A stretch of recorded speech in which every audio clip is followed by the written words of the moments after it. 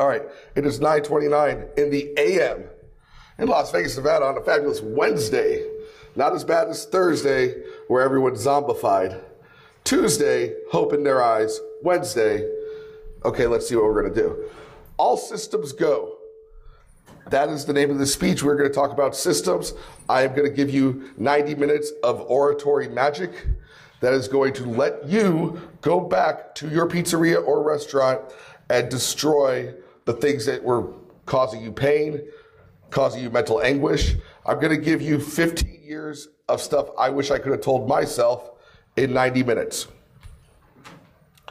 First and foremost, I want to acknowledge and thank you for going to a seminar. 10,000 people come to Pizza Expo. Maybe 1/4 go to seminars.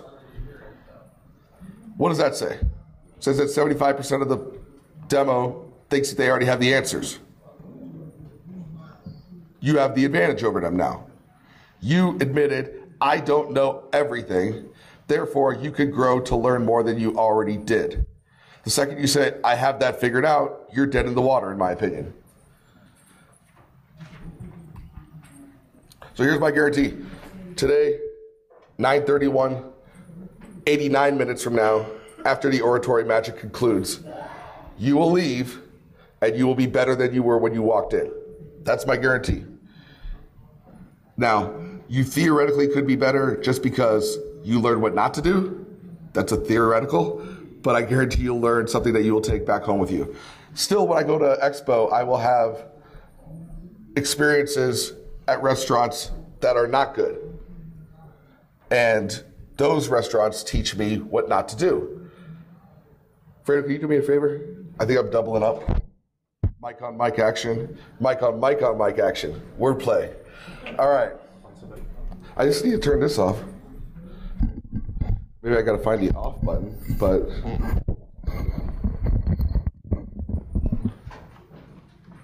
Did I find it? Nope. It's still on. Okay, that's my guarantee. Who here has seen me speak before? Raise your hands. Okay, a few of you. I go fairly quick. I do deep inside jokes. If you want to laugh, that's cool. If you don't want to laugh, that's fine as well. I'm not going to be offended. I move quickly. I speak from the heart. I don't BS. I live and breathe this business. So what I'm telling you isn't theoreticals or something that I have noticed in the industry. I am the one who's done it in the industry. And a lot of the things I've also noticed that I will tell you about is straight from failure. Straight up, I have screwed up so much stuff, but the benefit is learning from the screw up. When you can learn from the screw up, you grow. So impressive versus unimpressive. I used to have this note at the end of my speech. I would conclude with a fabulous crescendo and doves would fly of impressive versus unimpressive, of that being the crux of this business. Today, I'm going to start with that. If you are not impressive by default, you're unimpressive. I will repeat. If you're not impressive by default, you're unimpressive. You went to a restaurant this week. It was fine. Waters came out. Service was perfectly kind. Check came out at the end. Food was good. Then you come to Pizza Expo next year, 2020. You're with a group and they say, hey, let's go to a restaurant. Do you want to go to this place? It's like, no, I went there last year. Well, do you want to go there again? No, not really. It's okay. Let's go somewhere new. Now, what occurs for that to be said? Let's go somewhere new. Because it wasn't impressive enough to go back there. Now, let's also assume, instead of it being just slightly okay, you walked in, the service was horrible, they slapped you in the face, they insulted your mother, they didn't feed you, and then gave you a bill that was 5 times more than what you expected. In that scenario, you're also not going back to the restaurant. In both scenarios, you're not going back to the restaurant. So that restaurant gets $0 more from you as time goes on. I would argue the restaurant that slapped you in the face and insulted your mother is better because at least you got a story out of it. And you would say, I got to see that restaurant where they slapped you in the face and insulted your mother while you paid to eat. That is insane. I got to see that. Being normal, oh, well, let's fit in. Let's do the thing that's been done. Let's put photos on the wall of Venice and play the same Sinatra songs on a loop. Mob hits, 2.0, 20 songs over and over and over, and do that, and just do that, and think we're going to survive the future is a fallacy. It's a fallacy. Me inviting you to know you don't need to do what's always been done. You don't. No one's putting a gun to your head saying, this is how pizzerias operate. You must do this. You must have a slightly overweight but slightly also adorable Irish Italian person running your restaurant. I'm the cliche, but you don't need to be that. You could be a girl, you could be a guy, you could be any color, race, you could be anyone you want to be, and then push you as someone who knows a lot about pizza. Push you as someone who loves this industry. Push you and your brand, and then have passion for it so that you get to the impressive. What is the impressive? You went there. Oh my God, that server was so cool. And they knew everything about it, and it was really nice. And then I had never seen someone do a pizza where they did this, and then they did this thing on top of it, which I hadn't seen before. It was really cool. Oh, well, I want to check that out. Yeah, I'm down. Let's go back there. That was really nice. If someone has a great experience, a fantastic experience, they are about 40% likely to return. If they have a second fantastic experience, they are around 50% likely to return. If they have 3 perfect, amazing experiences, they put it into their normal routine, and it becomes a 75% likely return. You have to hit them 3 times perfectly. You have to be impressive 3 times. Now, you might say, I can't do everything perfectly. And I would say, don't say that to yourself. Say you can. But then, what are you doing that's an impressive win? What is something that no one's ever seen before? That's what you have to look for. Your staff, let's say they show up to your restaurant for work on time. Their shoes are tied. It would appear that they brushed their teeth. Their shirt is free of holes or debris. Is that impressive? Yes or no? This is the interactive portion of the talk. Is this impressive? Yes or no? I heard yes, I heard no. No, it's not. That's just being a human. It's not impressive. Well, you might say there's a lot of kids that can't do that, and I get it because I've seen them, I employ them, but you don't leave, wow, he had his shirt clean, and he looked like he brushed his teeth, and his shoes were tied. Did you see that? Shoes were tied. You don't think that way. But you assume if you do everything right and don't screw up and don't do anything that stands out, that your customer's gonna be like, wow, they brought water to the table and then they gave me a pizza when I paid for a pizza. That was amazing. It's not good enough. It's not good enough to last over time. It's not good enough to beat your competition. It's not good enough to be the best version of you. There are 3 elements inside any restaurant, any business for that matter. There are 3 things. 3. There is food, service, and ambiance. Let's keep the interactive portion going. What are they? We have food, service, ambiance. Great. Now, food, when I say any business, a machine factory doesn't have food. They have their product. So sub food for product, and any business falls into these 3 categories. But for you, purveyors of food, food needs to be perfect, unique, and at the right price. When I say at the right price, I did not say at the best price. At the right price. The right price is the most amount of money someone will spend while still feeling that they got value for their purchase. Now, who here has a MacBook in this room? A few of you do. Anyone regret that decision? No, because MacBooks are awesome. Steve Jobs is very good, even post-grave, of making fantastic computers. Now, some people will say, but it's really expensive. Okay, did you buy it? Yeah. Would you return it? No. Are you happy with your purchase? Yes. Then it wasn't too expensive. Some people might complain, oh, I've never spent that much for a pizza. Was it the best pizza you've ever had? Well, yeah. Would you buy it again? Yeah. Then that's the right price. Service, enjoyable, knowledgeable, and fast. Service problems. First and foremost, your servers should not be pushed to be cookie cutter as well. You have a kid with long hair who loves talking about music, let him talk about music. You got a kid who's a dork, let him dork it up. I have a kid who's the dorkiest of dorky. And he looks like Milhouse from The Simpsons. He's a nice kid. He got a 5-star review on his first shift. I saw it on Google. They knew his name. Saw it on Google. Every time I see him from now till eternity, his name's Kale. I walk in the room, I see him. I'm like, 5-star Kale. 5-star Kale. By saying that to him, I'm pushing that I acknowledged his work and he wants to keep getting that benefit. All the people that do well, I acknowledge and I push it and I have fun with it. Now, enjoyable, that could be just doing a joke. Knowledgeable means that not only do they do a joke, they can say and speak to the product, and then fast, they get the food in quick. Problem that I find with servers that are kind and friendly and even fast is they are automatons. I have a lot of servers over the years that have been automatons. Hey, what do you want? Okay, great. Oh, well, that's fantastic. Thank you so much. Very serviceable, very kind. No upsell. No, oh, this. If you guys are having that beer, you would love this one. It's so cool. This is my personal favorite, XYZ. Dessert, anyone? Blah, blah, blah. Instead of saying dessert, actually talking about the, Oreo cheesecake brownie, because no one can sell dessert. You sell actual food items. That's service, and that's how you get more impressiveness. And then ambiance. Is it clean? Is it interesting? Is it comfortable? Now, if we have all three of those coming together, we're going to make money. But this doesn't happen by accident. You have to create a system for each one of these. There's a hope and a whim that this will come together and that you're just going to have staff that gets it. It doesn't happen.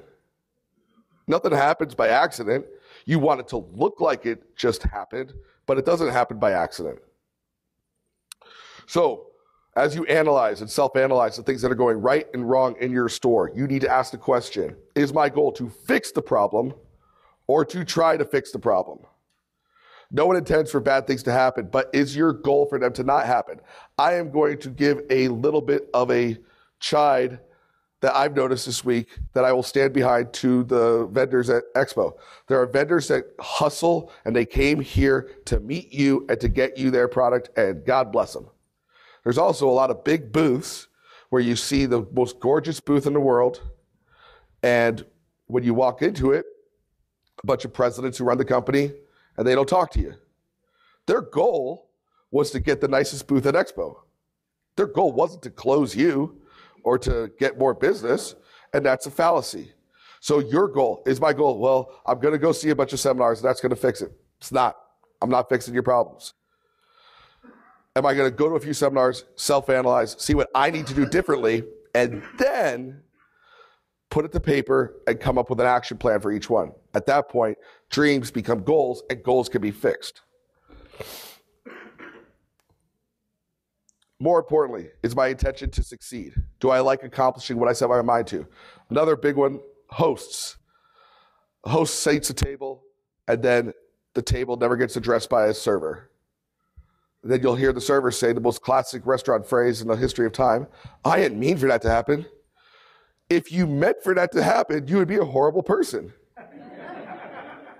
You didn't mean for it to not happen, though, did you? You didn't have a server mapping section with the manager checking on it intermittently to ensure that each table cannot get bypassed. You didn't have a system that would allow for Murphy's Law to never happen. Murphy's Law being, if it can go wrong, it will go wrong.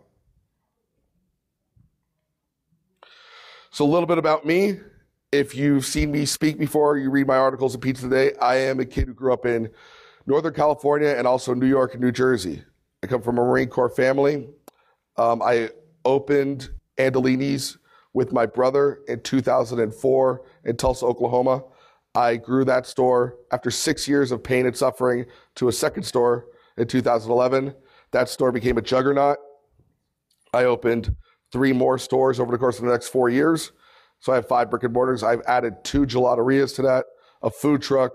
We have a gourmet food court that I've opened 2 items. And in the next 90 days, I will open a Prosecco bar and fine dining place right on the same street as my Andolini's. And Andolini's Pizzeria was named by TripAdvisor as one of the top 10 pizzerias in America in October. And I don't pay TripAdvisor. There wasn't someone's review that led to that or a GQ reviewer. It's just based on an algorithm. And I attribute that hardcore number fact that we got that, not to, hey, look at me and how great I am. I'm okay. But to the work that we've done as a team. I'm on the World Pizza Champions. If you see this logo, that means that the guys on that team, guys and girls, we're a tight-knit group that basically accepts that we're into pushing the industry forward, whether it be by education, by baking knowledge, acrobatics, anything that we could do to further the industry and tell others about it. We're not closed books. We want other people to grow and for the industry to get better. Like I said, I started at 22, and I learned very quickly that there's no room for ego in this industry if you want to survive. As a result, you have to beat everything. If you're thinking, oh, I know how to make a great pizza, I should open a restaurant. Don't do that. Don't do that. I know how to make a great steak. I should own a steakhouse. Don't do that. This is hard. It ain't that. You get a great pizza. It's like, okay, now I become an HR manager, an accountant, vendor relations, catering supervisor, graphic designer. I know InDesign, Illustrator, Photoshop, all those so I can manipulate my menu on a dime. An advertising agency. I have a degree in political science, not a business degree, not a marketing degree. I was going to go to law school. I showed up first day and I said, nope, that ain't for me. And then I got in the car and drove halfway across America and started a restaurant in Tulsa when my brother got transferred to Tulsa with business. Not Tacoma, not Tucson, but Tulsa, Oklahoma. It's a very cool town. It's a lot like Austin, except there's not a lot of traffic and it's less pretentious. Sorry to Austin people. Great town. I'm a social media liaison. I repair things. I'm a life coach and motivational speaker to my staff. That's part of the gig. And above all else, I'm an entrepreneur, which means that you do all this stuff. And that means that you got to figure out your systems. So I'm going to go over when you should do things on your own. When it comes to social media, if you are an even-tempered individual, then yes, you should respond on Yelp. If that's the type of response you do on Yelp about how much of a dummy the person who reviewed you is, and you're an angry elf, you should not be on Yelp. Don't do that. That ain't for you. That ain't your shebang-a-bang. When it comes to repairing your restaurant, simple line, you have some plumbing knowledge, great, you should do that. That's good, you'll save a lot of money. No, you should not do that. When I opened my second Andalini's, we built the restaurant to make it look like it had been there since the 20s. We put the brick up. We built the bar. We had around $400,000 to build out what looks like a 2 mil build out. We did the HVAC. Fun fact, the city of Tulsa does not like it when you do your own HVAC. And we didn't get coded for it and had to redo it. So there's certain times where you should not do things yourself. When you have staff issues, they're kooky, fun, taking photos in your restaurant, having a great time, just train them. That's the essence of this job, is having fun with people. If you're having fun in your pizzeria, it is a positive financial decision to have fun, because that leads to less turnover, which leads to less anger in your life and in theirs, and you will make more money. But you will have to fire people that take a bath in your 3-compartment sink.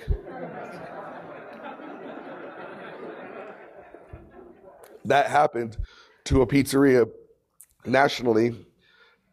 Amino Day, I didn't say it. I did not say that. But Amino Day had to deal with that. So your worth as an owner, the misconception is that you are as good as your resources. The correction, your staff is as good as the resources you provide, which means as an owner, you are only as valuable as your ability to create resources. So great resources means great systems, strong vendor relations. Strong vendor relations lead to everything else. Your vendor is essentially in a marriage with you. You're dating, and then you get married. You're going to be with each other a lot. If it's, you want to look at pricing, but if it's, hey, the flour was 5 cents more this week, you become the thorn in their side and you're not actually building together. They need to make money. You should create solid agreements founded upon sales numbers, something that makes them money, something that makes you money, and then compare it to other vendors.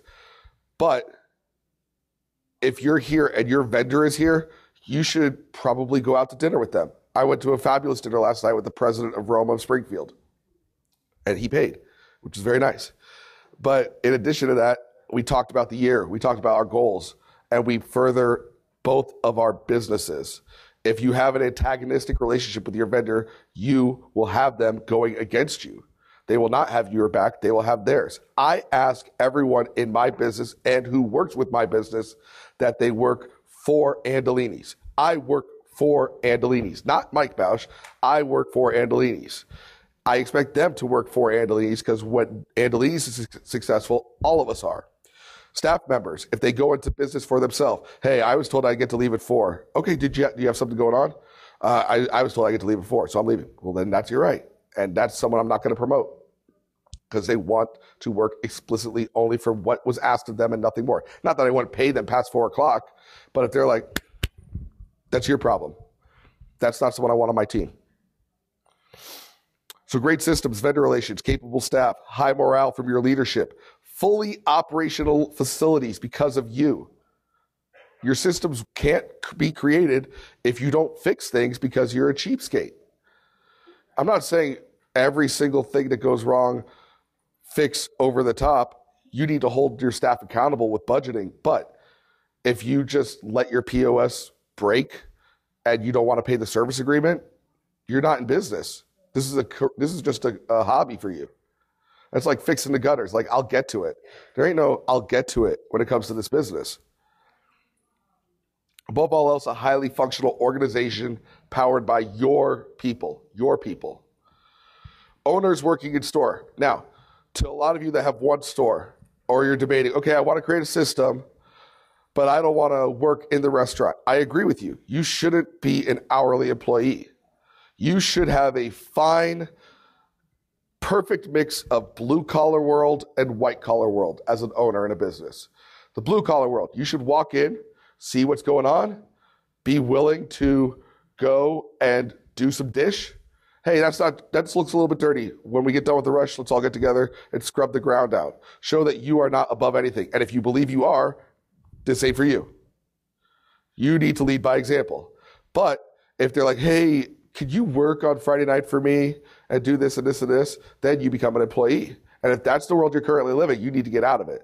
You need your staff to be self-sufficient and held to a degree that they do not depend on you to do the food. Now, big catering order, you need to be there. Massive night, you need to be there. Tuesday at 10 a.m. because someone called in sick, if you're the first call to fix in and fill in for them, your systems are not tight enough. And I've been there, very much so. You need to hold your staff to a standard that says, if you call in, you must get a replacement. You need to hire enough that they can have a replacement. In addition, if they call in because they're sick, they need to provide a doctor's note. If they cannot do that, they are fired. But I really like this guy, blah, blah, blah. He just gets hammered sometimes. Okay, well, if you don't fire him, then you're reducing the standard. And if you hold your loyalty to the person instead of the standard, then the whole restaurant starts to suffer. So when it comes to creating any system or any plan, this is Marine Corps Training 101. Improvisation is your toolbox of options. The same principles relate to all leadership. This is like page 10 of the officer candidate book. Now, my side story, I didn't really get into it, but my dad was a lieutenant colonel. My brother was in the Marines. I went into the Marines at officer candidate school and did well, but I reduced down to like 129 pounds. And that was because I had type 1 juvenile diabetes. That's Brett Michaels' juvenile diabetes, not diabetes, which is type 2, which is usually someone you get it later in life. Juvenile diabetes meant that I was losing my muscle, losing my fat, and I didn't know what was going wrong with me. And as a result, I couldn't continue my career in the Marine Corps. But I learned all the lessons from it, and now I'm able to put cheese on bread in fabulous Tulsa, Oklahoma, as a result of that debilitating disease. I give this to you today. So these rules I have found are the foundation of anything that ever comes up that I need to fix. I assess my resources and surroundings. What do I have? What staff do I have? What do I know? What do I not know? I develop a plan. Okay, I'm going to do this. Then I tell my staff, I communicate it effectively. I verify that they can say the plan back to me, and then I execute and follow on that plan. If that plan fails, I go back to point 1 until it is final. I then reassess. I then redevelop the plan. I then recommunicate and then do it again. It's very broad and general, but this is the foundation of all creation of systems. Inspection instead of exception. Another big part of any system we're going to talk about today is that you generate a culture that checks the work, not just the exception to the rule. You need to put tasks into perspective, delegate, define, explain, and then verify. So what does that mean? If your staff can just fill out a sheet and not really turn it into someone to do their checkout, and then the next day, oh, this person didn't do this and this and this and this. Oh, okay. And no one talks to them, or you wait till it's really bad and then you talk to them. You have a staff member which is doing the most natural human thing possible, which is taking the path of least resistance. And then you're dinging them for it when you decide you're annoyed by it. This is very common in the restaurant industry. It's also very stupid. If you want to avoid that altogether, you need to have a culture that checks the work. So there's a checklist. Respect the checklist as if it's the law of the gods. They need to do it, and then they give it to a manager. Manager needs to come hell or high water, have that sheet turned into someone else. Checks and balances. The sheet isn't just, okay, you did your sheet, great. No, okay, let's go through the line. Yep, you did change out the bins. Yep, you did wipe the floors. Yep, you did do that. Thanks a lot, Tommy. Great job today. Signed off. You do that every day, the path of least resistance for Tommy now switches to, I better do my job right the first time because they're going to catch it and I'm going to have to redo it and I'm going to get out of work later. If you don't do that, you have slowly deteriorating standards. Again, you've all seen this. I'm not telling you something you don't know, but I'm putting it to your face. If you didn't hold it, your standards are what will keep your sanity and give you growth. They are your best friend. It just means that you need to do them every day. And that could be annoying. It could be redundant. And you'll get staff that'll say, they all know what they're doing. They don't. They do, but they'll mess with you and they'll slowly let it slip. And then you need to come back in and say, if I don't get a sheet, it's your problem to the manager. Then the manager is getting the sheets filled out. And then you need to double check it, go in and say, okay, it says bids were changed out. Were they? You're verifying the managers now. Now, in the ideal scenario, you as an owner are not managing 30 employees. You're managing 3 that are your managers, that they do it right, and that gives you some level of stability to grow your business.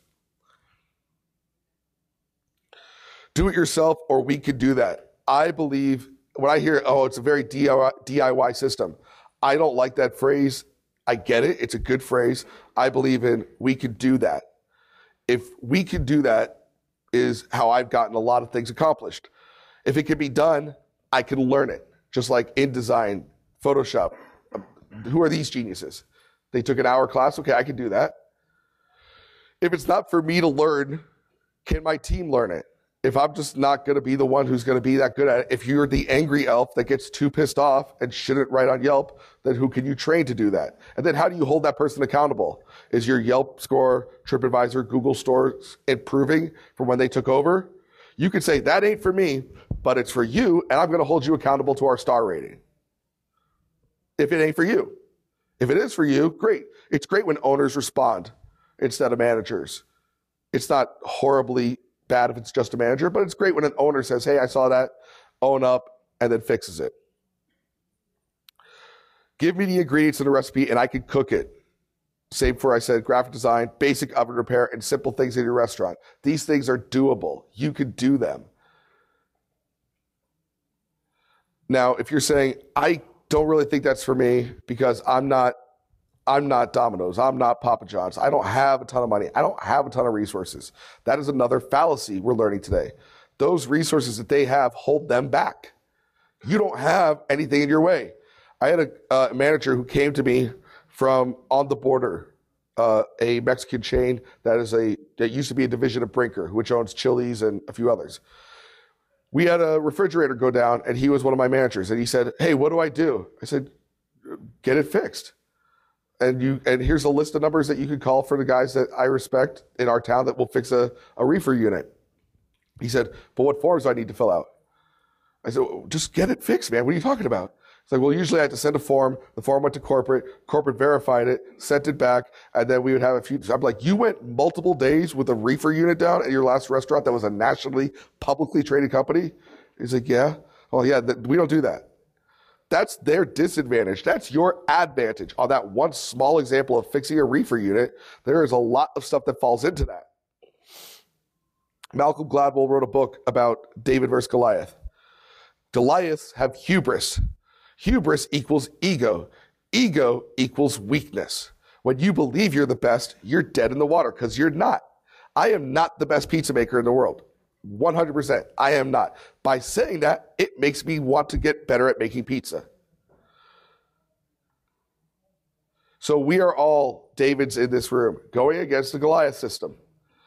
But ingenuity of the small lets us build big. If you can't go under the fence or over the fence, then build a gate and walk through the fence. Scooby-Doo. We've all seen Scooby-Doo. We've seen the Mystery Gang. Every single week, the Mystery Gang solves a mystery.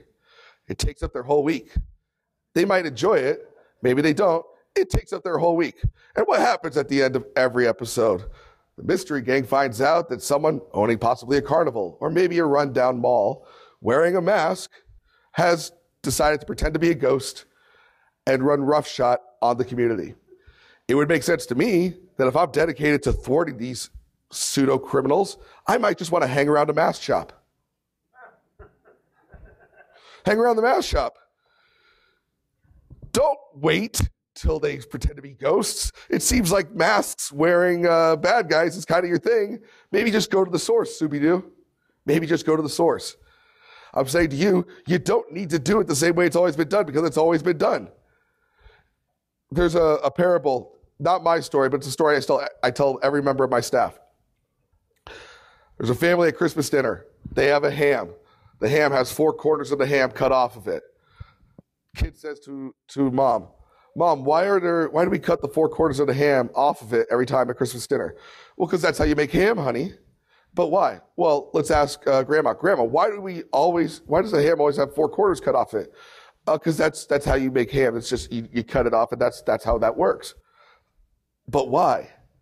Well, let's ask Great Grandma. Great Grandma, why do you cut the 4 quarters of the ham off before you bake it? And Great Grandma says, well, in the 20s, I had a very small pan. Just because it's always been done some way doesn't make it right. A lot of pizzerias use plastic bins for dough. I didn't like that. I know that metal conducts cold and heat better than plastic, so I put it on sheet pans and saran wrap it. Not a massive change, but it makes it easier for me, and I can open a door to a refrigerator and tell how many doughs I have like that. Can't do that with dough bins, but that's my setup. Don't be afraid of, I got to use dough bins. I have to do this. I have to do that. You don't have to do anything because it's America. You can do whatever you want. I say this in every speech I ever give. It's America. We won the wars. Which wars? All of them. So you get to do whatever the hell you want. Did you get into owning your own business to not do what you wanted to do? If you did, go take a union job and put the caps on toothpaste for the rest of your life. If you want to be told what to do, go do that. If you don't like being told what to do, which I'm assuming most of you don't, then do something different and cool with this massive opportunity that you've been given. So we are David versus Goliath. Another great example, I mentioned it earlier, Steve Jobs. Mac is one of the biggest companies in the world, Apple. That all happened because no one wanted to use a mouse. He said, I'll get the rights to that. No one thought that a computer would ever be used for home. I'll do that. So that had never been done before. We've heard that story. The 1980 Olympians. Because everyone said, yeah, they're college kids, they can't do this. Yeah, she'll never be a great pizza maker. She's just a housewife. Yeah, they're kids. Oh, that guy's too old to do this now.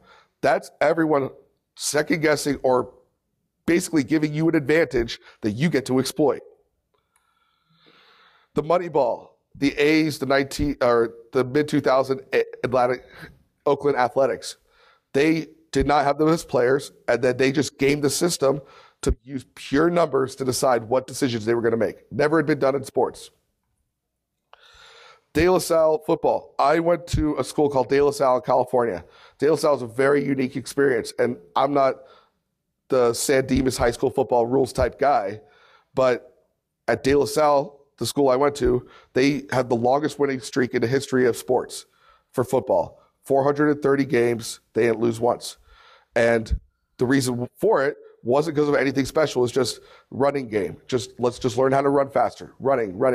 And they just ran the ball, and they beat the competition every time for over a decade. You can see what's not being done in your community and exploit it. These are sports examples, but on the food level, we also have Ray Kroc. Now, Ray Kroc is kind of a dirty dog, all right? If you've seen the movie The Founder, you know that Ray Kroc is a little bit of a surly guy, but he created McDonald's. He didn't start McDonald's, but he created McDonald's because he took it from the McDonald's brothers and exploited every single thing that had never been done in fast food and did it to a length that is a little bit morally reprehensible. Nonetheless, he did it. He is a fanatic about not dying, not going into the night. He had got his life and his ass handed to him for so long, being a traveling salesman, that he was, I think, in his early 50s when he got the opportunity to work with McDonald's. Some of you in this room are probably in that same boat where life might have beat you up a little bit and you want to bounce back. And there's a lot of opportunity to do that in this industry. So David mentality is not about being the underdog. This is not about being Rudy on the Notre Dame team. It's about the element of surprise. It's about being dedicated and ingenious and being the outcast who never rests until it's perfect. It's about thinking what has not been thought. So who are we? We as this group, I'm going to personally tell all of you, we in this group are David. You are David. I am a David. Even though I have multiple stores, I still seek to be a David. I don't like to rest. I like to stay hungry. I like to push it. I like to think young and to see what else is out there and to not rest on my laurels to say, it's been great the last 10 years, so we're going to do that for the next 10 years. That's not David. Be David. Who are we not? This is very important. Who are we not? I want you to hold and capture the next thing I'm about to give you. Lou Diamond Phillips. None of us should be or want to be in any way, shape, or form this horrible person, also known as Lou Diamond Phillips. If you don't know who Lou Diamond Phillips is, look him up. I am imploring you, don't be like Lou Diamond Phillips. Now, we are not, again, don't be like Lou Diamond Phillips. I'm going to reemphasize that point. Think to yourself, what would Lou Diamond Phillips not do? WWLDPND. If you need to take a moment to break out a pen and put it on your wrist now, I don't have bracelets. I'm looking to get those next year. WWLDPND. Lou Diamond Phillips. What does he do that's so bad? Yeah. Look at him. Look at him. Don't be like Lou Diamond Phillips. Don't be that. If I have to explain it to you, leave the class. Obviously, you're not getting it, man. So let's do this. Let's actually jump into some real systems. Here are some real, functional, actual systems I have created that I am going to blow your mind grapes with by telling you so you can do them yourself in your restaurant. These work. Me, Mike Bausch. Alfredo right there is my area director for my stores. We have created these systems. They work. I am going to give you them now. Please don't use them against me and open up next door to me, but if you did, fine. Table touches. Table touches don't work. Table touches don't work. What is a table touch? A table touch is this. Hey folks, how's everything going? Great? Okay. We've all seen that. We've all seen that move. What is actually occurring? Hey folks, the camera system's going to look to see if I actually touch your table, and I'm going to get audited on that about once a month by corporate. So if you could just nod and say everything's great, I can walk away and stop caring about you. You can stop caring about me. That's what actually occurred. What did the person do? The worst meal in the history of man is what they're having. The worst. But it's also their night out. Maybe they have kids at home. Oh, this manager's coming by. Hold on. Is everything great? Yeah, it's great. It's fine. Please leave me so I can not have to talk to you because I know you don't care and I don't care to tell you what's wrong with this meal so we can both go back to me hating this meal and you going about your daily life. That's what a table touch is. Does anyone disagree that that's not what a table touch is? That's what a table touch is. Don't do that. Now, connecting with the table, connecting on what isn't great and going for the bad is how you improve. So what we have at Andolini's is I'm going to tell you the real name, what we call it. We call it the poop list. I call it the poop list. I say things I like to make my job fun, but I say in a thread, this is actual functional what we do. We have a group thread that all the managers have with me and Alfredo. And they go to a table and they create rapport first with a customer connect, rebranding, very important. Instead of table touch, customer connect. Hi, everyone. My name is Mike. I just wanted to personally thank you for coming out to Andolini's today. And then building rapport, something about the street or the area. I have one location located on a Riverwalk, a new built-up area. Is this your first time to the Riverwalk? Oh, no, first time here, but we've been to other Andolini's. Oh, which one have you been to? Oh, I've been to Broken Arrow. That's cool. Did you get something different today? Yeah, I got this and this and this. Did you get to check out anything else on the river? I'm talking about human interaction. I'm not just saying finding out exactly what I need to find out. I'm building rapport, which means I'm asking about that person's life, something else that might be a conversation starter. In addition to that, maybe noticing, wow, that's a really cool watch. Is that the new Apple Watch? Oh, no, it's this and this and this. You have to have managers that can read the person. The kid's wearing a jersey. Oh, that's a Westbrook jersey. Is he your favorite player? Parents love their kids and their kids being happy. And also people talking to their kids like they're not stupid. Parents like that. At this point, now we've created rapport. And after that, after we've actually created rapport, then we move into, hey, I want to be really honest with you. We're always looking to improve. Is there anything today that could have been better? Truly anything? No, it was all great. No, was the soda flat? Well, now that you mention it, when I went to the bathroom, I tried to pull the paper towels and they just wouldn't pull. Okay. Well, thank you so much for telling me about that. Now that's a simple one. Or they say, everything's fine. We love coming here, but we did wait around 20 minutes for our drinks. And then they came out when our food came out. Wow. Thank you so much for telling me that. I really appreciate it. And then you can go back and decide in your list of things that you do when things go wrong. Free appetizer, free dessert, free pizza for next time. These are your decisions that you get to make. You get to have your managers empowered to make that decision. And then in the group thread on a text message or WhatsApp or whatever you want it to be, we say, here's what happened tonight and here's how I fixed it. For multiple tables. To make sure that this happens systematically, the host has a list of each table 11, 12, 14, every single one.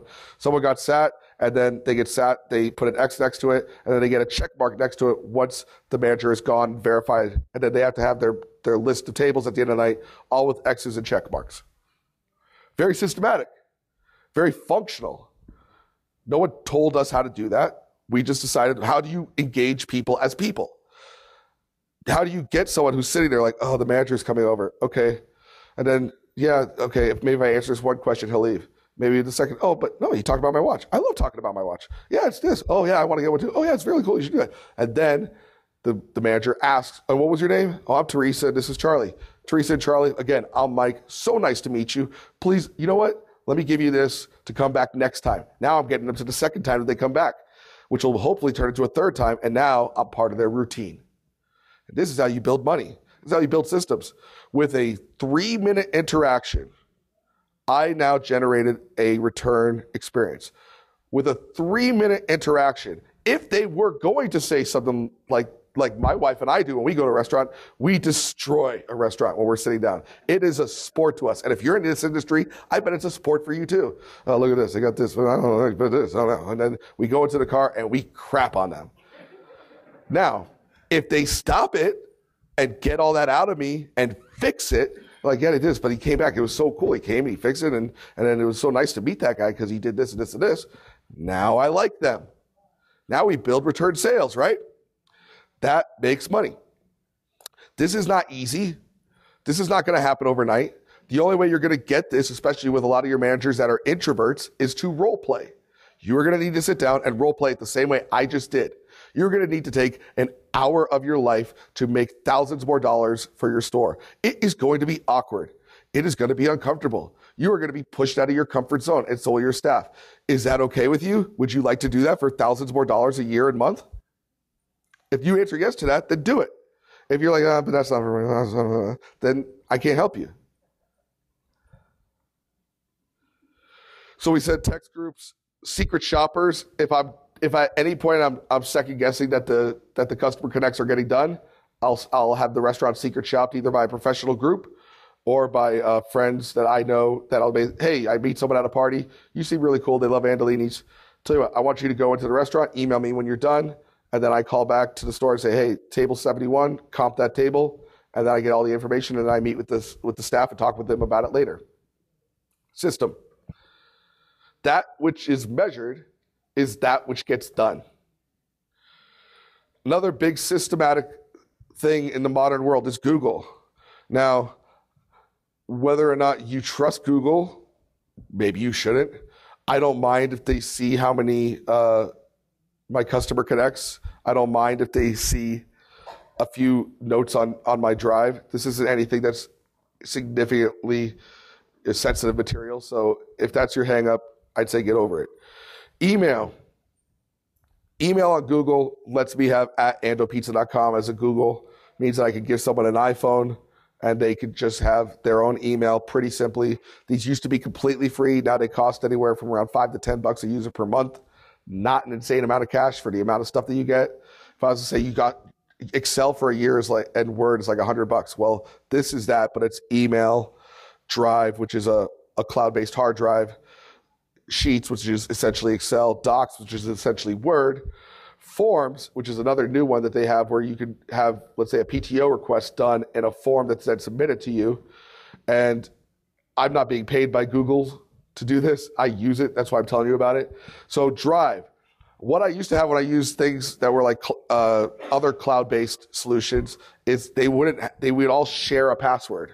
It's very dangerous because if someone I do need to let go at some point, I can then have it all tied to them and remove their access immediately, and it will remove the files from their computer, which more likely than not, they're not downloading them because they're not the type of file where you move it from, let's say, Dropbox onto your desktop. You only read them on the website. So it's much safer. If your fear is your staff taking your stuff away from you, it's much safer on Google. Sheets, we use that for par lists. If we want to update a par list, it's very easy to do it. And with live updating on Google, we can do things pretty quickly. We do our meeting agendas on Google. That way we can all look at the agenda simultaneously. If someone adds something, we're all seeing it. It's very easy stuff, but this is systematically how we achieve success is through these programs. If they weren't the best on the market, I wouldn't mention them, but they are, so that's why I'm telling you today. Whiteboards versus paper boards versus iPad checklists. Now, most classic checklist is a sheet of paper with check this off, boom, boom, boom. Maybe you built it in Excel. If you don't have anything, don't do that. You need to have something. But as time's gone on, I'm seeing a lot of companies out there that have iPad checklists, which are pretty cool. One company, Jolt, has a cool one where you take a photo of the work that's done, and that way it's in the cloud. And if you really want to have some authority to see what's being done, that's a good way to see it. If you want your guys to do it and you trust them having and using an iPad on a daily basis, very good setup. I like both. I've created my own. I was at the hospital with a family member. I looked on the board, and it said, they had a whiteboard on it, and it said, how are we feeling today? Unhappy face, happy face, frowny face, level 1 to 10. And then on the right side, I had a lot of information for the cleaning crew, not for the doctor to have, but basic information that anyone who walks in like that needs to know about this person who's in the ICU. That got my head going, and I decided that I wanted to do a whiteboard. Now, I thought that would be really hard to do, and I had to find it online. Almost any sign or print shop could print a laminated whiteboard pretty easily. This is mine. This is pretty in-depth. What I have over here in the top left, again, I built this on InDesign, which is great. Over here I have the day of the week, how much dough of each size has been made. Because my dough parts change on the weekend, I change it to Friday, Saturday, Sunday, how many dough trays we need to make, what all of my pizza guys need to prep up, what all of my cook side guys need to prep up, what all of my skill prep guys need to do in the morning. Skill prep being different. So skill prep would be making a batch of meatball mix. We make a lot of things from scratch. That makes me money, makes me stand out, makes me be impressive. This is how I do it. Cook side prep. Do they have enough things on their line? In what way they'll need them? Then I have slicer items. As I go down the list, I have the Pizza Master Clean. So the Pizza Master is one of our ovens. And, week 1, I want them to do the windows and the deck. Week 2, I want them to do the windows and below it. Pre-close clean. So this is every night what they have to check off. Daily clean. So this one doesn't get wiped away. These ones down here are more, they don't get wiped on a daily basis. The Monday, we do the hood vents. Tuesday, we do a detail on the stoves. Weekly cleans.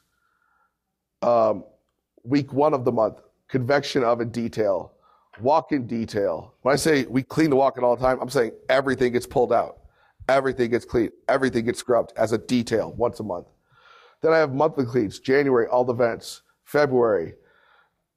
And then I have our slice schedule, a little section for notes, our Napolitana oven, post-close items, PM pre-checks. Urgent items are circled, et cetera, et cetera. The point of this, and also right now while I'm up here and you have your phones out, I'll pause for any photos that you want to do. Anyone want to take a photo now? Pizza today, are you guys in the room? If you want to do a photo now, this is your opportunity. The cover, you guys want the cover? Fine. All right. That's a cool board. If you want that board, I sell these systems. If you want to work with me on it, here's a side thing about me. I'm not a consultant by trade. I'm a pizza operator, but I like to tell people about what we do. If you just want that PDF, if you email me, mike@andopizza.com, in the next week or so, I have about 100 emails so far, but I'll get you something of that. Mike, spelled like normal humans spell Mike, M-I-K-E, at andopizza.com. A is an apple, N is a Nancy, D is a dog, O is an ocean. The word pizza.com if you really want that, or you can take a photo. If you want help with it in the future, and any of my proprietary systems that we've created, we do consulting in that way, and we are very affordable because we don't need to live off it. We just want to help people out, but our time is valuable. So when you say, I need to hire someone to do this, I can't do all this myself, this is too much. It's not. It's a lot, but it's not something that you can't do. And if you don't do it, it won't be done right. Because if you don't document your recipes your way, you're leaving that to someone else. Now, I'm not saying you have to be the only person in the room. One person could be taking photos, one person could be putting it in Excel, but it should be a team effort to document your store if you are not already documented already. Here are my systems for documentation. All done with an iPhone. This thing, this is all I need. Don't believe you need more than this. Every single one of you in this room has one of these in your pocket. Stop thinking you don't have the power to fix things when this is the biggest, most successful, most helpful tool in the history of man, short of the wheel. Excel could do a lot of the rest. A video to train. Your guys aren't pushing out your dough right. They're not doing something right. And you just can't document it on paper. It just doesn't land. Now you need to film a video on a tripod with you, talking to the camera. 9 a.m. before your store really gets going. Hey guys, this is how we do this. This is this. Watch how I do this. Cut to another angle. Again, on my phone. On my phone, I can take 3 different clips, put them in iMovie, clip it down, export a video. It's not hard. You don't need to buy or have 10 years of training in cinematography to do this. If you want to get to that next level, hire a kid who's in college to come and do some training videos that he can try and sell, that he knows how to make training videos, and he'll do it in the $300 range for you. And maybe you'll do a boom mic. I've done all that stuff before too. It's cool. But if you want to get this going and you're like, these guys are doing this wrong, I need this. That's what I suggest. Film it.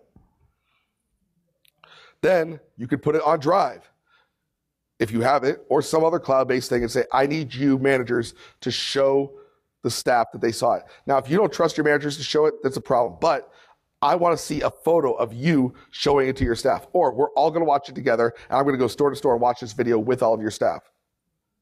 You might say, I already made a video. Why do I need to watch it from home? Just to push the point home. Whatever you need to do to make sure it gets done, to take Murphy's Law out of the equation on any of this, you can create that. You can find the Murphy's Law way. Don't ask yourself, my goal is to make a training video. My goal is to train people. If my goal is to train people, the training video is a step on that path. Photos and descriptions for every food item and tested. Here is my pepperoni pizza description. Pepperoni pizza.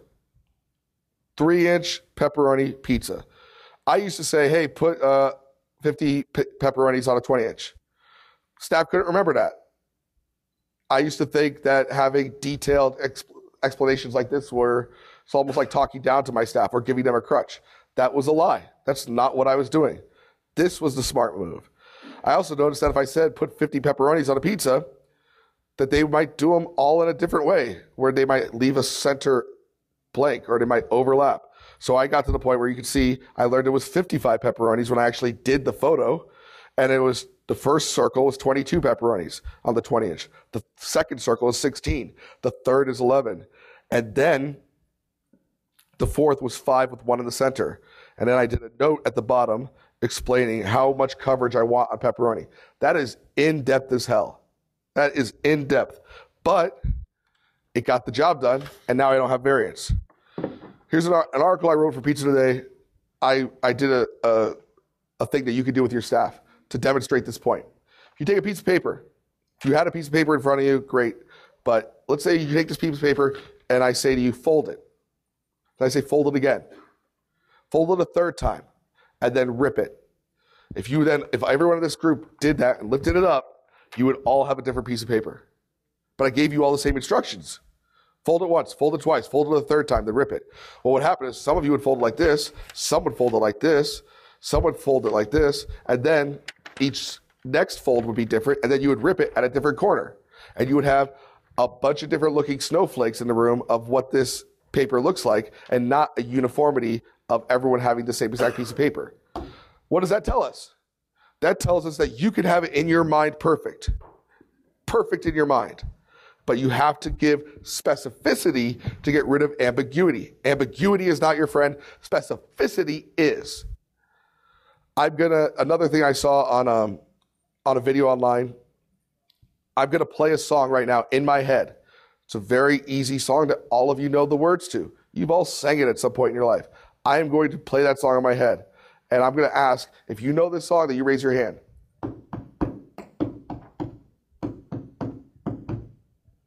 Who knows the song? You know, 1, 2, 3, 4, 6. How many people have no idea what that song is?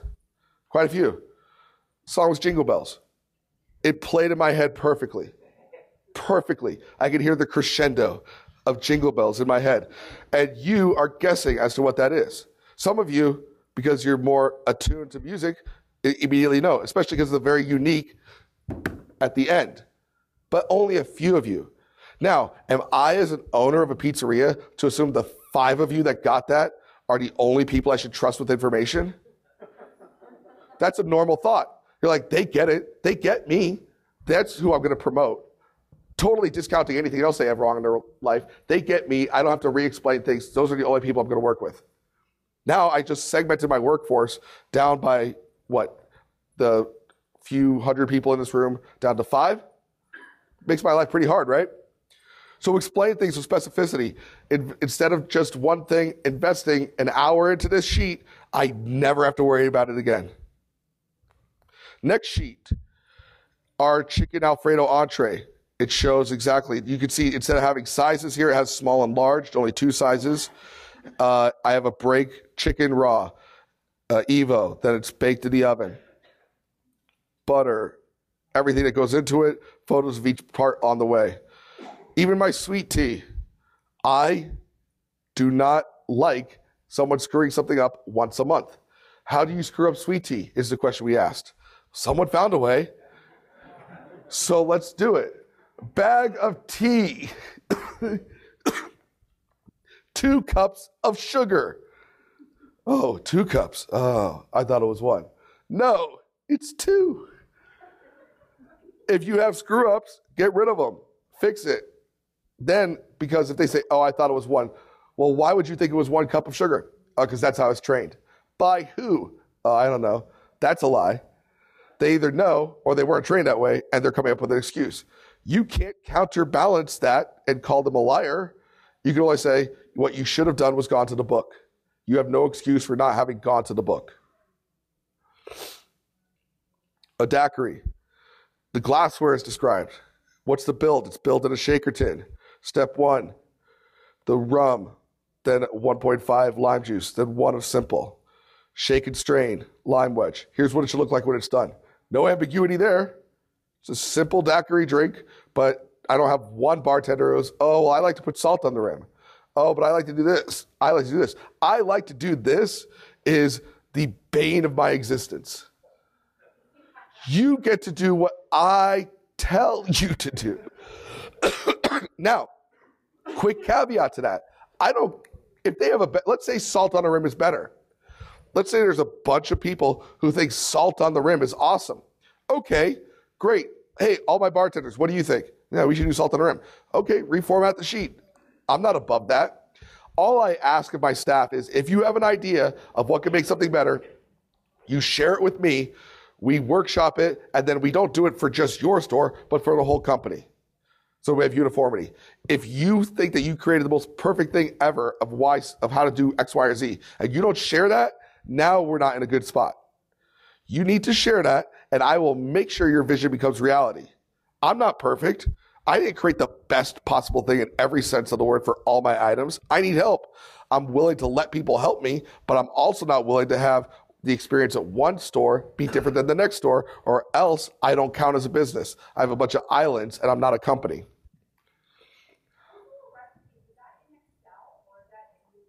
Those were created in Excel. Everything I'm doing right now is Excel. That's just a straight up Excel spreadsheet. I'm like one skosh below pivot table level Excel dude. My brother's Rain Man on Excel, but this is a sheet, move and copy, right click, add sheet, change the photos. This is also something I do where if you're interested in the bases of these, we can talk about that so that you can build them yourself. Catering, I have a spaghetti marinara or meat sauce, basically shows how it gets done, photos of each one. I created it this way. There's probably a way better Excel spreadsheet in the world, probably a prettier one. This is what I created. Works pretty badass. And then I export them as PDFs, send it to a print shop to laminate it where, here's a fun fact, don't cut your laminate to make it pretty. If you're in a restaurant, leave that jagged edge laminate because it'll last longer. Otherwise, it'll start to fray. And then I spiral bind it and put it in each store. I'll do an addendum every few months of new items. They keep their addendums, and then I just redo the whole book about once a year. Costs about $300. $300 for a new book so that all my systems are unified. Pretty affordable, good choice. I didn't pay a consultant to do any of that. I just did it. Guides in your store, ready to rock. No excuse management. There's no excuse. You got it. You got it right there. I don't know how to make a daiquiri. Yeah, you do. It's right there. Do it. Do the daiquiri the right way. It's right there. Otherwise, I know how to make that, so I did it. Be genuine and have passion. If you haven't gotten the vibe yet, I do dig what I do. I am passionate about what I do. I care about what I do. The fun thing about that is it lets other people have fun with me and want to work with and for me. If you don't have drive and passion, it's going to suck to work for you. No one wants to work for someone who's apathetic or miserable. At one of my first restaurant jobs, I was 18 years old. I was working as an expediter in a 5-star steak restaurant. The head chef, a guy named Tyler, was a hard ass, but he was the type of guy when he's like, all right, the rush is coming. All right, let's do this. Cool. All right, okay, keep going. And he was a very rude guy, an insulting guy, but he had that passion, and everyone got on board and followed his leadership. I had another guy who was his sous chef, and his name was Ross, and he was super cool. Ross was super cool. He was into jam bands and String Cheese Incident because that's a band, and probably smoked a lot of weed and knew I knew where Dagobah and Tatooine were in Star Wars. He knew the distance between the two. All right? Ross was cool. But here's the thing about Ross. Ross, with the clock on the wall, he would be like, oh, it's only 7 o'clock. Oh, God. And then the refire would come back through his tongs. Ugh. what is up with these night? He would do that all night. And I liked Ross. Sucked to work for Ross. Don't be Ross. Be passionate. Be excited. Have drive. I'm not saying be a pushover. I'm saying be stoked for your job. If you are, the people want to work for you. Now, apathy is contagious because working for Ross made me think, it is late. How are we still here? And I'm an 18-year-old dummy, and I'm like, man, I can't believe these guys refired this. I didn't realize it at the time, being a young kid, but passion leads to passion, apathy leads to apathy. If you've all watched a Netflix documentary in the last 5 years, you didn't watch it about someone who's kind of into doing what they do. It's not hero sometimes like sushi when he has time. It's hero dreams of sushi. So my invitation to you is care and have passion about these systems. Let people learn with you, develop, and you will create them, and they'll be successful. The people that I trust to get all the stuff done that I get done are these companies. Roma, I mentioned earlier, I've been doing a lot of work with them for a long time. Monzo is on the floor, Big Tray. These companies I'm not just putting them up there for funsies. These are the ones that I'm using on a consistent basis, and I like to tell other people about them because they're badass companies. Big Tray, I was doing a local equipment purchase for my second store, and I didn't have enough money to open. Big Tray was like, what's your budget? Okay, great, we'll have all that stuff. And I said, okay, but when's it gonna arrive? They told me, what day do you want it to arrive? That blew my mind. We'll have the prep table show up on the Monday before you open, and we'll have this show up. I was like, you guys could do that? Great company. It's like the Amazon of equipment. I always give thank yous whenever I do a speech to Pete LaChapelle and Bill Oakley, two very solid, cool guys. If you get to meet them, please do. Jeremy White, the editor of Pizza Today. Tony Gimignani. Anyone get to meet Tony Gimignani this week? Really cool guy. He's kind of like the Babe Ruth of pizza. He brought me in. When I had all these questions as a 22-year-old dumbass, and I called him, everyone hung up the phone or didn't help me, and he stayed on the phone for 90 minutes with me at 22 and gave me all the information. And why I do a lot of these speeches now is to help other people because of that. And then all the guys on my team with the World Pizza Champions. And then all of you, if you're dedicated to making your pizzeria better, then you're making the industry better. And I thank you, and especially my Andalini staff, for any of the speeches. This is my last speech this year at Pizza Expo, so I wanted to give out some thank yous. I am the owner of Genco Consulting. If you do want me to evaluate your operations, your new site development, recipe help, marketing, staff development, any of that stuff, we do stuff at hourly rates or visits. And Genco Consulting, I don't have a website for it because I keep it low key. It's something I do with people I want to work with if they are into being better. If this is like, hey, can you do this all for me? I'm not your Huckleberry. So with that being said, before I give you some final thoughts, what questions and answers do we have today? The answers will come from me, but the questions will come from you. Don't be shy. Yes, sir. So you said you have a good food partner and stuff like that. Do you have primarily one partner, or do you have I noticed I saw your plaque up there. Do you have like our company, we order from everybody, uncle and cousin, but that's their theory. But you have primarily one person. I know what you're saying. I believe in having a primary vendor and a secondary vendor. I do not believe in having a 100% vendor. Some people will say that. I don't like that. I like to be able to, I have 90% of my stuff with Roma, 10% of my stuff with Benny Keith.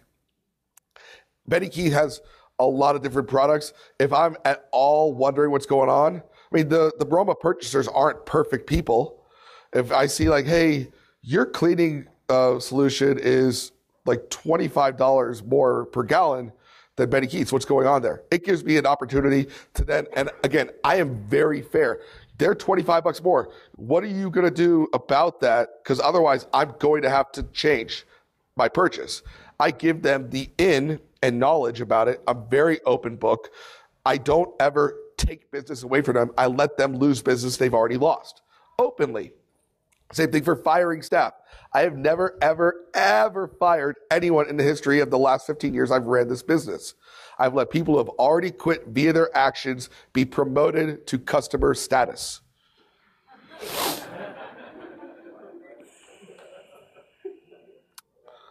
So that's all my vendors. Another question. You got the questions. You didn't come here to sit in a room and not ask a question. What's in your mind right now? This is your opportunity. This is your 8 Mile moment. That got you, yeah. What would you say the biggest challenge you faced was when you went from one location to two? It's a very good question. Going from one location to two locations is massively harder than any other variance. And here's why. You have overhead for now one location. So let's say you're doing payroll. Two locations doesn't justify a payroll specialist. But now you have to do payroll for two locations. Not a big deal. But do you need a bookkeeper? Not really, but now you got to do the books for two stores. Then I'm one manager. I'm the owner and I kind of manage the place too, but now I have to do it at both stores. Or do I have people that I can trust? And now all the systems that were more likely than not predicated upon your leadership now need to be divvied out. And you need to divvy them out before you open and train on them. Otherwise you open and then you start to, okay, I don't have time. You have to do this. And they're learning on the spot when you're being judged as a new restaurant that just newly opened. So 1 to 2 gets very hard. 3, it's hard, but it's serviceable, and you start to feel the grind and the wear and tear. At 3, you need to redevelop and reassess, okay, what should I be doing and what should I not be doing? Bookkeeping, someone that you trust, not just that they're a nice person, but that they have books and they verify it and then you verify the books, because that can take up a lot of time. At 1 store, you should be doing your books. At 3 stores, probably not. And then you get into, okay, should I be doing payroll? Should I be doing this and this and this? Then you want to export some stuff, but then you don't want to get your overhead too crazy because then you're not making money. At 5 stores, it kind of starts to flow. And it's like, okay, we have our new opening checklist. We have our new this. We know what we do with that. We know we're going to call the sign guy that we know. We know we're going to call the phone people that we already have in check. And it flows easier. Yes, miss. Yes. Uh-huh. How did you find it challenging going Yes. from a brother? Because I have a company with my brother and my mother, and it is very challenging a lot. How did you? It's still a struggle, but it's not like here's the thing. Your family has too much crap on you. You're like, hey, we can't be doing this like that. Well, at least I ain't cry when we went to Great America when you were 11. Shut up.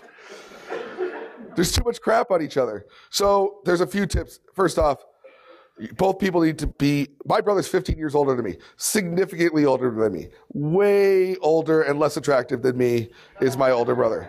My older brother, how we got into business is he was vice president of Alamo Rent-A-Car right when I was finishing college.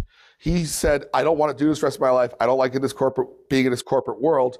I think we should take my bonus of getting transferred from Florida to Tulsa and start a restaurant. And for me, I didn't drive halfway across America to fail. At first, it was very simple, and he wasn't really in the restaurant then. We had enough going that he's like, I'm going to leave Alamo. And that was a big decision for us. Now, what I've learned is you have to have a very defined dereliction of who is in charge of what duties. You are in control of final say on menu. Another thing I highly believe in is DRIs. DRIs is the directly responsible individual. I am directly responsible for marketing. I am Mike Bausch, directly responsible for training, for the tech of the restaurant, for systems. My brother is directly responsible for the repairs. That doesn't mean I'm not going to help him, but if something's broke, he's the one directly responsible. He also gets to make the final say if we need to change out a piece of equipment. I'm not going to second guess that. That helped out because for a while, second guessing every single decision between family members is a bad scene. As time goes on, turning it off when you go home, it's not easy for everyone. You got to be able to turn it off. And if I'm getting real, you might even need to get to a point where you're like saying, okay, what word are we going to say when it gets too raw that we walk away from a conversation? Again, Irish, Italian, and German in me, and 2 dudes with Marine Corps backgrounds, you got to have some safe gaps in there, you know? There's a lot of anger in that room, a lot of self-loathing Catholic Irish anger. You gotta figure some shit out. So that's my setup. Yes, sir. How are you managing training? Very good question. So I gave you all those systems. Here's another thing that I'm currently switching to. I had a proctor where I would make the video, explain, and then a test, video test, and I would have one person at each store do it, or then I switched to having one person and all the staff go to meet them for training, for back of house and for front of house. That worked pretty well. I saw a new system online called Skooks. I'm not being paid by them or anything to say about it. It's a Hot Schedules program. Hot Schedules is here. Skooks is a very good platform, SCHOOX. It's a subsidiary company of Hot Schedules where simply put, you can load the videos and you can then put a test to it and they get graded. You can say, hey, if you fail the test, you can't take it for 2 more hours. And that's what I'm building and switching to currently. So that, because again, all my staff also has this. They can go and just do their training on their iPhone, and I can make the decision if I want to pay them for hours that they did at home or on site and not have to pay a trainer. With that said, there's also things, all training breaks down into 3 categories. All training. There is education-based training, there's one-to-one training, and on-site. I'll detail that. Education-based training. Hey, look at this pepperoni pizza and how we make it. And it has 55 pepperonis. Do a test on it. How many pepperonis? 55. That's education. One-to-one. Okay, I'm going to make this pepperoni pizza. Great, now you make it. Then they made it. Okay, great. You know how to make a pepperoni pizza. I, as the trainer, verify that you know. You, as the trainee, also say, yep, I know how to do that. I will say out loud, I know how to do that. Then the last is on-site, which is, okay, tonight you're going to work the line. Every pepperoni pizza that comes up, you're going to make. That's an on-site training. You do all 3 levels of that, you have someone that will be perfectly trained after 5 days. Yes, sir. So it's obvious that what you're getting at with systems is like, tightening up the ship. So what kind of advice do you have to not go back from this and just hammer down on 1,000 things and come on too strong? Like, if you can make that movement into growth, just some advice. So if you go back to your store and you don't give context that you're not happy with the current state of things, then they're going to be like, well, what changed? I don't know what's going on. You got to be open. Again, ripping a piece of paper, tapping the table, they don't know what's in your head. So if you sit down your crew and empathetically and in an endearing way say, can we all agree that this isn't the way it should be done? All right, I'm going to come up with systems over the course of the next 6 months. I want to start with these 3. And see what's up with them, and I need you to be on my team for this. If they're not, fire them. If they are, great, and develop. I had a store where I hired the wrong guy, and he was apathetic and cool, and let all the systems go down. And then he's like, actually, he was saying things like, that's not my job description to advertise at local theaters around where the store was. And I said, we need to. You're not making the profit that you need to make. And he's like, well, so I brought a new guy in, and everyone still had that mentality. And I had to have a talk with everyone and do what's called a cut the, shit talk. I said, everyone here, you're all getting paid. I'm taking care of all you. You need to cut it out. If you don't want to work here, you can leave. We're not a family. This is a team. And on a team, we're only as strong as the weakest. So if this ain't for you, that's fine. It's a right to work state. You can leave. But if you're on the team and want to be better than you were yesterday, then let's haul ass, let's do this. And when I say stuff like that, people are like, yeah, I don't want to be around something that sucks. But let's say everyone's allowed to suck, but they're their friends that go, hang out after work. They're like, okay, fine. They're going to need a kick in the ass. When they get the kick in the ass, you'll have 25% attrition, and then just move forward. And thank God that you have that attrition. You cut the fat. Does that answer your question? Yes.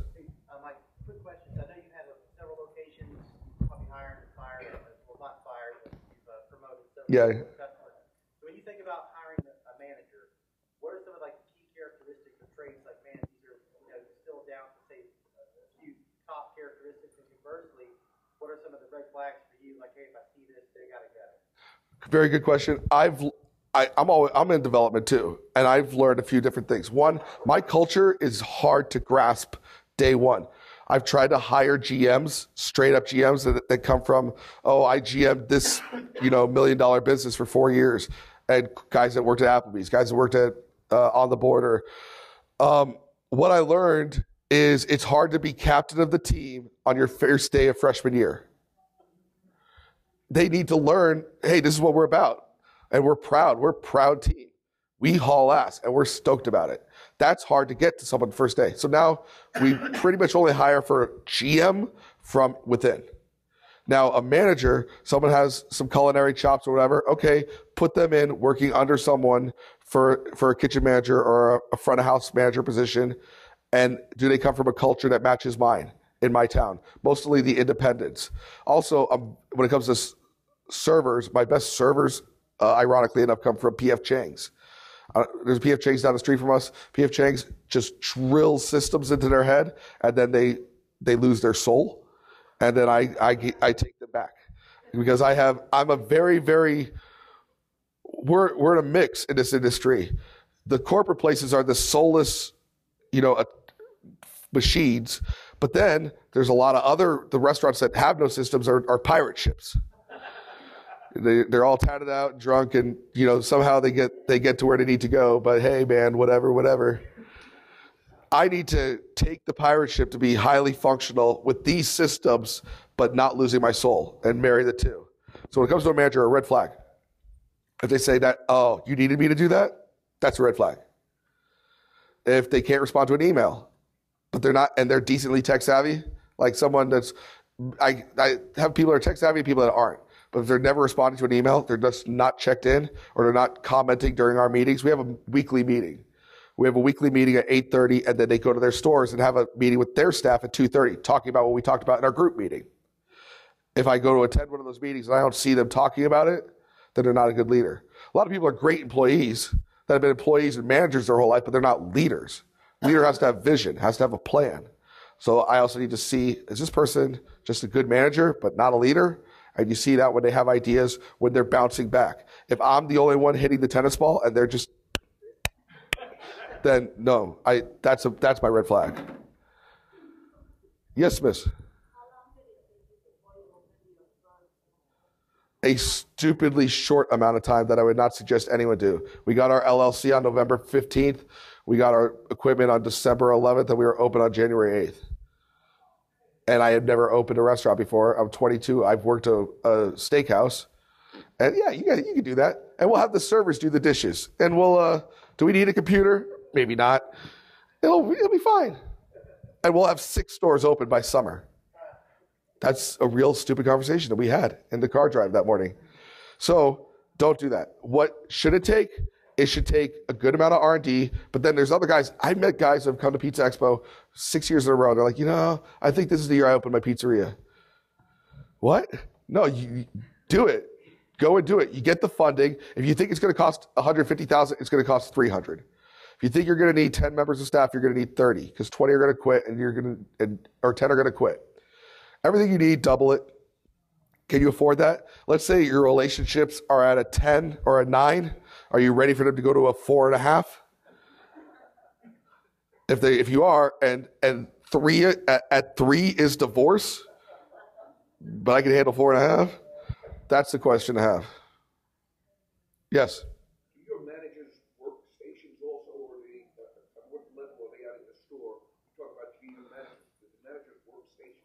It's a very good question. It depends on the store in certain scenarios and their food costs and their labor cost. Now, at my biggest store, I don't want my general manager, if he's going to have to be able to put out fires throughout the day. So if he's on the line, he can't do that. When I say fires, it'd be like, oh, hey, we ran out of basil. Okay, send this kid to go get it. He has to have knowledge of how to do every single thing in the restaurant. He's able to bartend. He's able to jump on oven. He's able to do anything when they need backup, and then walk away. Okay, you got it. Do his reports. Talk to staff that did well, and further the game. I have a store like on our food truck though. I'm not going to have a manager just standing there watching 2 guys on a food truck. So that guy is driving the truck, taking it there, leading the charge with his 2 subordinates. Is there a number of volume that determines that? What I mean.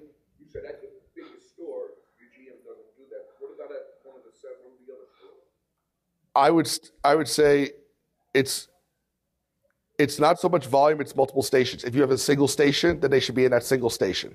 If you have multiple stations, then they need to be able to work through everything and not be dependent to do the work.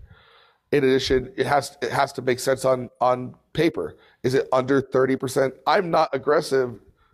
I am a fully baked in food cost and a fully baked in labor cost. Every ounce of labor, not like labor, but not the workman's comp. No, I'm adding workman's comp and the food cost. Yeah, it's food cost, but not the alcohol and the toilet paper. I'm like, did it cost me money? Then it's in the food cost.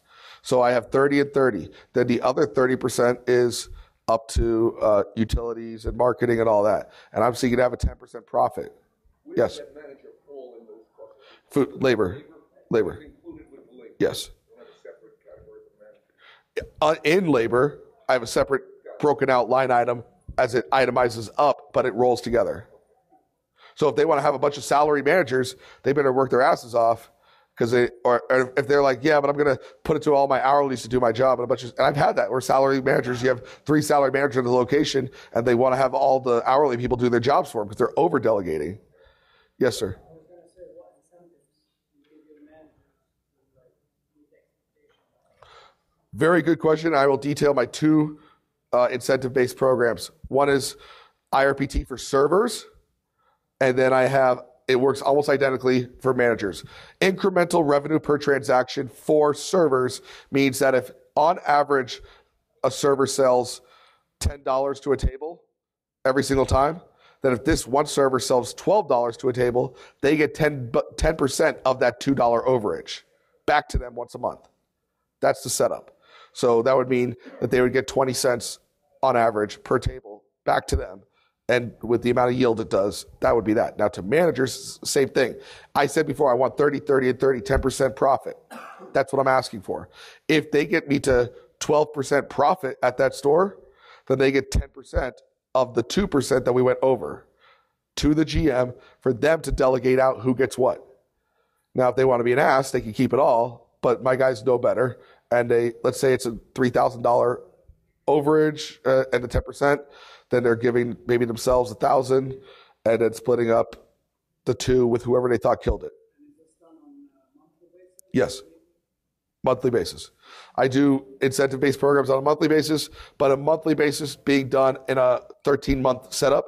I do not believe in a 12-month setup. So financially, what that means to you is Monday to Sunday, Monday to Sunday, Monday to Sunday. 4 sets of those is a month. Because if you try and compare February of 2019 to February of 2018, maybe there's an extra Friday in there, which isn't fair. You can't compare it. So I always do it in a 4-5 month setup. Yes.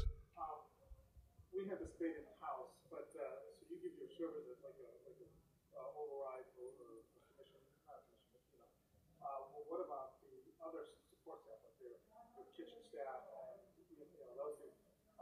That's how we kind of talk about it. It's kind of not fair. So if you were to reward them, it's like sort of really good. I want to.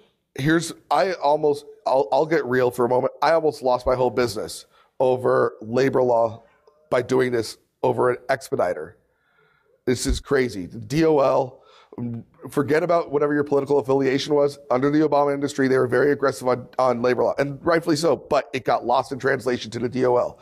And I had an expediter who was getting tipped out every now and again. Probably all my expediters together over the course of the year probably came out to like $15,000 in tips. Not a lot, like a few dollars here or there per night. Well, the Department of Labor said that I forcibly made front of house workers tip out back of house employees. And as a result, I would have to true all that up to the tune of over $500,000 to be due in the next month. I'm not rolling that deep, guys.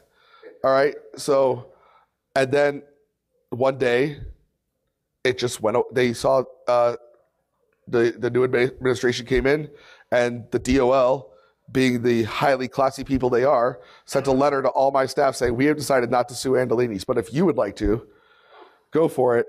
And my staff's like, what is this? I'm like, we had a few servers that tipped out an expediter who is a front of house employee. The expediter is a front of house employee, but because of the classic, French chef expediter, Gordon Ramsay style, who works in the back, on paper, expediters are back of house employees.